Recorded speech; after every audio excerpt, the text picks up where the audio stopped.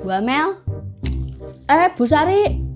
Itu bakso punya ibu. Oh iya bu.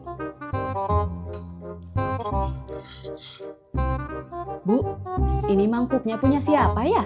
Ya punya saya lah bu. Kayak punya saya ya bu.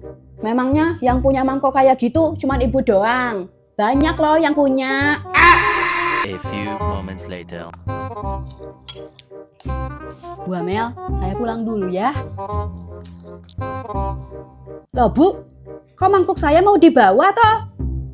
Loh, ini kan mangkuk saya bu. Ibu ini ngeyel banget sih. Udah dibilang itu mangkuk saya. Ibu jangan ngaku-ngaku barang orang dong. Fitnah itu namanya. Tapi ini beneran mangkuk saya Bu Amel. Soalnya ada namanya. Coba lihat juga yang itu bu.